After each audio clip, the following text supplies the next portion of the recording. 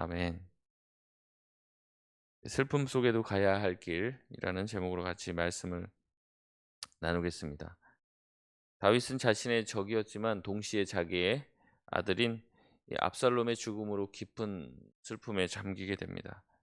그래서 어, 자기 아들의 이름을 부르죠. 압살롬, 내 아들아, 내 아들아. 계속해서 그렇게 부르는.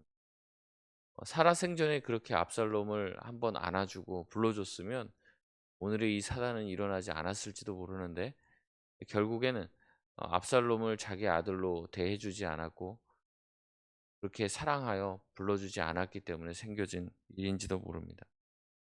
어쨌든 압살롬은 이렇게 반역을 꾀하다가 결국 요압의 칼에 맞아서 죽게 되죠. 압살롬은 다윗은 이 모든 것이 자기의 책임인 것처럼 느껴지기에 깊은 슬픔에 잠겼습니다.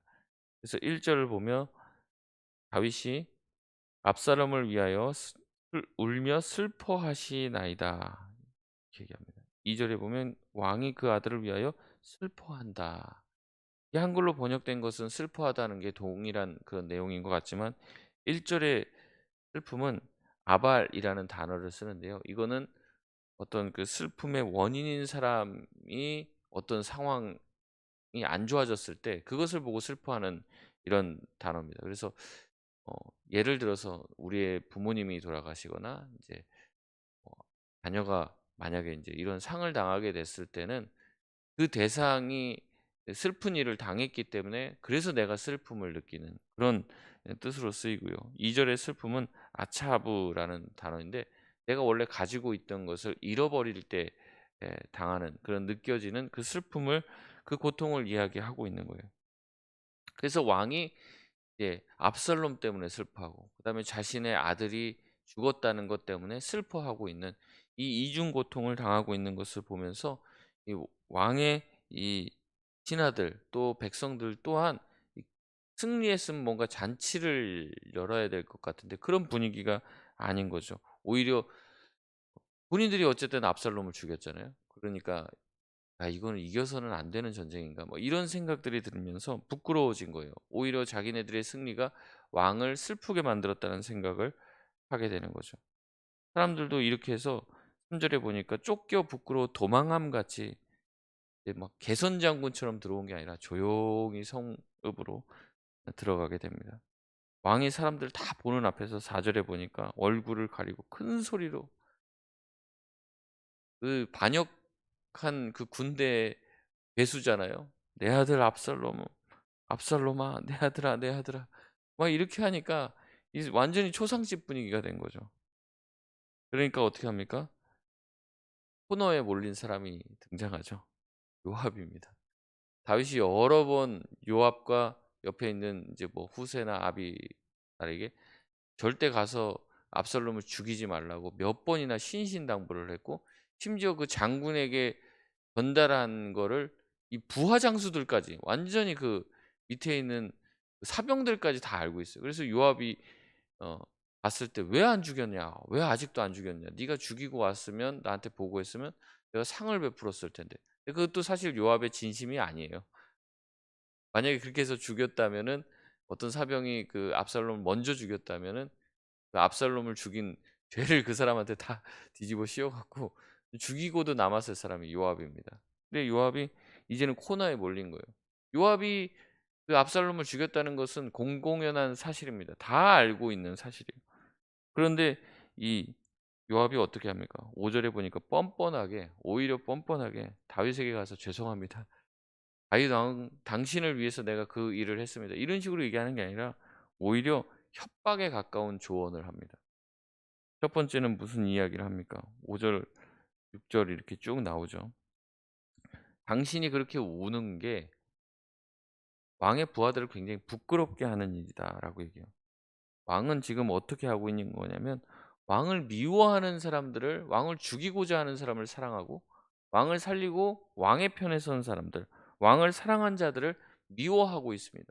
그러니까 더 이상 왕을 사랑하기가 어렵게 되었다. 이런 이야기를 하죠. 두 번째 이야기는 무슨 이야기입니까? 왕의 마음을 돌리지 않으면 어떻게 돼요? 7절 마지막에 보니까 그리하면 그 화가 왕이 젊었을 때보다 지금까지 당하신 모든 화보다 더욱 심하리이다. 그 젊었을 때부터 당했던 화는 뭐 굉장히 뭐 많잖아요. 사울 왕한테 쫓기고 뭐 블레셋한테 죽을 뻔하고 여러 번의 그 화보다 더 큰 화가 닥칠 것이다라는 이야기를 하는 거예요. 다시 말하면 당신이 왕으로서 인생 끝날 수도 있다. 그내 말대로 하지 않으면 당신은 이제 왕으로서 끝이다라는 이야기를 합니다. 근데 지금 다시 말씀드리지만 이 다윗이 이 슬픔에 빠진 이유가 뭐예요? 요압 때문에 그런 거죠. 요압이 압살롬을 죽였기 때문에 그런 것 아닙니까? 그런데도 마치 자기가 왕 위에 있는 것처럼 이야기합니다. 내가 왕보다 더 지혜롭고 심지어 왕을 세우거나 폐할 수 있는 능력까지 있다는 식으로 이야기를 한다는 거죠. 그렇지만 왕을 세우고 왕을 폐하는 것은 누구의 권한이십니까? 하나님의 권한이라는 거죠. 지금 요압은 얼마나 교만한지 지금 왕의 부하인데도 불구하고 왕 머리 꼭대기에 앉아 있고 심지어 하나님 자리에 올라가 있는 세상에서 자기가 제일 지혜롭고 자기가 칼을 한번 휘두르기만 하면 왕도 세울 수 있고 왕도 패할 수 있다고 생각하는 그 교만. 큰 우리가 그러잖아요. 절대 권력은 절대 부패한다. 강력한 힘을 가지고 있으면 반드시 인간 안에 있는 본성이 그것으로 말미암아 자신을 나락으로 빠뜨리게 된다는 것이죠. 이 조언을 듣고 다윗은 이제 깊이 생각합니다. 그래서 8 절에 보니까 뭐라고 얘기합니까? 왕이 모든 것을 털털 털고 조용히 일어나요. 그리고 성문에 가서 앉습니다. 이 성문은요, 당시에 어떤 집회 장소로 쓰였어요. 그래서 어떤 공적인 공지 사항이 있거나 어떤 중요한 이야기들을 할 때 항상 이 성문에서 모든 것이 이루어집니다. 그래서 여러분 혹시 뭐 룻기를 읽어 보시면 그런 내용이 나오지만 룻이 이제 어 룻을 이제 얻기 위해서 이제 보아스가 성문 앞에 앉아서 사람들과 대화를 하고 거기서 자신이 룻을 취할 수 있는 권한을 획득하는 그런 장면이 나오거든요. 항상 중요한 일은 이 성문에서 이루어지는데 이 다윗이 계속 슬퍼하다가 지금 성문에 나가서 앉아서 사람들을 만나고 사람들과 이야기하는 모습을 보고 백성들의 마음이 이제 위로를 받게 되는 거죠. 그다음으로부터 그런 일이 있게 되자 8절 마지막 부분에 이스라엘이 각기 자기 장막으로 도망하게 되는 거죠. 이 압살롬은 죽게 되었고 이 다윗 왕은 슬픔에서 다시 일어나게 되니까 이스라엘 지파들은 모여서 토론하는 거예요. 갑자기 이 압살롬의 편을 들고 압살롬에게 기름을 붓고 왕을 세웠던 이 이스라엘 지파들이 어떻게 해요? 갑자기 태세를 전환해서 생각해 봐라. 다윗만한 사람이 어디 있냐. 우리를 블레셋에서 구원해 주고 정말 좋은 왕이었다. 우리가 빨리 이제 압살롬도 죽었으니까 빨리 다윗에게 돌아가자. 다윗에게 다시 충성을 맹세하자. 여론이 그렇게 형성이 되게 돼요. 그 사이에 다윗 왕은 또 다른 조치를 취합니다. 11 절에 보니까 어떻게 합니까? 이 사독과 아비아달 두 제사장을 유다 지파 장로들에게 보내요. 개혁을 시작하는 겁니다. 그러면서 유다 지파 장로들에게 왕을 모시는 일에 나중이 되지 말라고 얘기를 합니다. 자기를 적극적으로 지지하라고 이야기하는 거죠. 여러분 유다 지파는 다윗이 속한 지파예요. 12절에 보면 자기의 혈연을 강조합니다. 내 형제여 내 고육이여 너희는 어찌하여 왕을 도로 모시는 일에 나중이 되리요. 아직 이 다윗은 요단강을 건너지 않고 요단강 저편에서 전쟁에서 승리한 상태예요. 다시 이제 환궁을 해야 되는 거죠. 그때 유다 지파가 주도해서 이 일을 하라고 얘기하는 겁니다. 예전에 제가 한번 설명드렸는데 기억 잘 안 나실 수도 있어요. 원래 유다 지파의 중심인 이 헤브론에서 왕궁을 시작했잖아요. 그런데 이 이스라엘 전체를 통과를 하기 위해서 이 헤브론을 버리고 예루살렘으로 천도를 하는 겁니다. 그러니까 사실 유다 지파 사람들로서는 자기들이 인제 그 다윗 왕을 만들었는데 이득이 하나도 없이 모든 것을 다 잃게 되고 이 다윗은 오히려 이스라엘 다른 지파들과 사이좋게 지내는 것 같으니까 이 유다 지파들은 사실 서운한 게 있었던 거예요. 근데 다윗이 인제 이번 일들을 겪으면서 깨달은 거죠. 유다 지파의 강력한 지지가 없이는 자기가 이 왕국을 유지하는 것이 힘들 수 있고 이 이후에도 다른 반란들이 또 일어나긴 합니다. 근데 그런 것들을 제압하려면 이 유다 지파의 강력한 힘이 필요하다. 유다 지파를 더 이상 홀대하면 안 된다. 이런 생각들을 하게 되는 것이죠. 그래서 13절에 보면은 이 아마사에게 뭐라고 얘기합니까? "너는 내 고륙이 아니냐." 다시 한번 이 친분을 강조를 합니다. 이 아마사는 사실 다윗의 조카입니다. 그래서 뭐라고 얘기합니까? "내가 요압을 이어서 항상 내 앞에 지휘관이 되지 아니하면" 그 지휘관이 되라는 거죠. 그렇게 하지 않으면 하나님이 벌을 내리신다는 얘기는. 여러분 아마사가 혹시 누군지 기억하십니까? 아마사가 사무엘하 17장 25절에 나와요. 그러니까 우리가 이런 거를 그냥 지나갈 수 있는데 이 아마사가 어떤 사람인지 한번 찾아볼까요? 사무엘하 17장 25절입니다. 같이 한번 읽어볼까요? 시작. 압살롬이 아마사로 요압을 대신하여 군 지휘관으로 삼으니라. 아마사는 이스라엘 사람 이드라라 하는 자의 아들이라. 이드라가 나하스의 딸 아비갈의 과 동침하여 그를 낳았으며 아비갈은 요압의 어머니 수르야의 동생이더라. 아멘. 여기 보니까 압살롬이 아마사를 어떻게 해요? 요압을 대신하여 군 지휘관으로 싸운 거예요.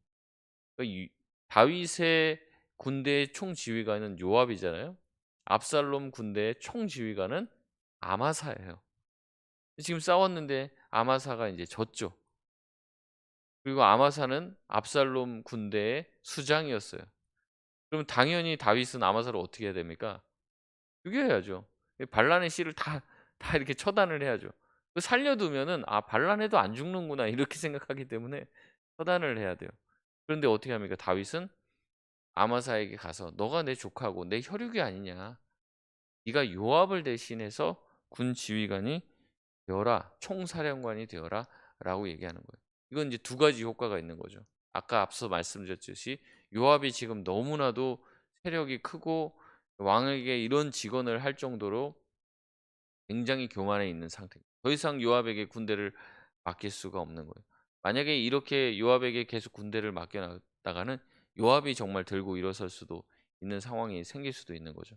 그래서 다윗은 과감하게 요압을 패하고 이 아마사를 받아줍니다. 이거는 유다 지파 사람들한테도 굉장히 충격적인 일인 거예요. 어떻게 보면은 그 정치를 하면 이런 친인척을 멀리해야 된다고 이 얘기를 하잖아요. 그래서 어떻게 보면은 이 유다 지파를 멀리했는데 다윗은 오히려 혈육을 강조하면서 이 유다 지파 사람들의 마음을 하나로 모으게 됩니다. 그러자 어떻게 합니까? 이런 모든 일련의 조치들이 유다 지파 사람들의 마음을 굉장히 예, 사로잡은 거죠. 그래서 15절에 보면 다시 다윗을 데리고 오는데 유다 지파가 앞장서서 이 모든 일들을 해 나갑니다. 그래서 보면 맨 처음 시작은 19장의 시작은 다윗이 뭔가 슬픔에 깊이 빠져서 아무것도 하지 못하는 그런 모습으로 보이지만은 인제는 슬픔을 털고 그다음에 어떤 반란이 일어나지 않는 개혁의 일들을 단행을 하고 자기에게 하나님께서 맡겨 주셨던 이 사명들을 잘 감당하는 모습을 보여줍니다. 여러분 우리도 마찬가지죠. 슬픔이 찾아오면 그 슬픔에 대해서 애도해야 합니다. 특히 그것이 사랑하는 사람의 죽음이라면 심지어는 사랑하는 자녀의 죽음이라면 더욱 그럴 수밖에 없다는 거죠. 그러나 우리는 슬픔에 잠식되고 슬픔에 빠져 있기만 해서는 안 된다는 겁니다. 하나님이 우리에게 어 해야 할 일들을 맡겨 주셨죠. 우리에게 해야 될 사명이 있고 감당해야 될 일이 있습니다. 그렇기 때문에 우리가 슬프지만 여러 가지 어려움이 있지만 그럼에도 가야 할 길이 있는 거예요. 가야 할 길. 슬픔은 인생의 전부인 것처럼 보일 때가 많습니다. 그렇게 다가와요, 우리한테. 더 이상 그 이유를 생각할 수 없을 것처럼 느껴지게 되죠. 하지만 길게 보면은요. 인생을 길게 보면은 더 중요한 것들도 많이 있다는 것을 깨닫게 되는 겁니다. 다윗은 이것을 요압의 조언을 통해서 깨닫게 된 거예요. 야, 내가 지금 이렇게 슬픔에만 빠져 있을 때가 아니다.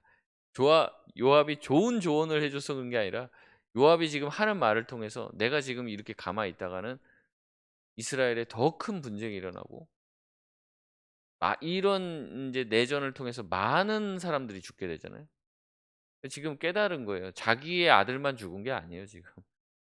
수많은 부모들의 자식들이 이 전쟁터에 나가서 다 죽었단 말이죠. 그걸 깨달은 겁니다. 더 이상 자기의 어떤 실책으로 인해서 더 많은 희생자를 내어서는 안 되겠다는 생각을 하게 되는 거죠. 그래서 자리를 털고 일어나 성문으로 나갑니다. 유다 지파에게 적극적인 구애를 해서 개혁을 단행하게 되는 거죠. 늦었지만은 늦었지만 소 잃고 외양간을 고친 것. 보면은 소 잃고 외양간 고친 것도 참 지혜로운 거다. 소 잃고 외양간 안 고칩니다. 그래서 또 소를 잃어요. 사다 놓으면 사다 놓으면 또 잃고 또 잃고. 그래도 안 고쳐요. 그러니까 동일한 문제가 계속 반복이 되는 거죠. 우리 삶에도 그런 일이 생겨서는 안 되겠습니다. 아무리 슬퍼도 우리가 해야 할 일이 있음을 돌아보고 우리가 감당해야 될 사명이 있다는 것을 깨달아야 돼요. 우리 주변에 있는 그 슬픔들이 또 우리에게 있는 그 고난과 어려움이 우리를 완전히 잠식해서 아무것도 못하게 만들어서는 안 된다는 겁니다. 말씀의 결론을 내리겠습니다. 슬픔에 깊이 빠지면 하나님의 역사가 끝난 것처럼 보입니다. 내 주위에 아무것도 없는 느낌이 들어요. 근데 그건 느낌일 뿐이지 사실은 아닙니다. 슬픔이 나를 집어삼키죠. 하지만 하나님이 끝이라고 말할 때까지는 끝난 게 아니에요. 하나님이 끝을 내셔야 끝이 나는 겁니다. 우리에게 드는 그 슬픔과 또 때로는 기쁨의 감정들, 그 감정들은 존중받아야 하죠. 하지만 감정에 끌려다니면 안 되는 거예요. 그러니까 기분이 좋으면 다 좋아요, 막. 근데 자기 기분 안 좋으면 아주 막 나락을 가고 사람들을 굉장히 힘들게 만들고 이러시는 분들이 있습니다. 그래서는 안 되는 거죠. 가을 되면 가을 타고, 봄 되면 봄 타고, 뭐 여름, 겨울 다 타고, 그럼 소는 누가 키웁니까? 뭐 이런 얘기 하잖아요. 우리에게 맡겨진 일들이 있습니다. 여러분이 가정에서 또 가장으로서 또 집안에 또 귀한 어머니로서 또 여러분이 있는 그 자리에서 아들로서 또 딸로서 남편으로서 아내로서 해야 될 그 일들을 잘 감당하시길 바랍니다. 그리고 그것을 감당하기 어려울 때 있잖아요.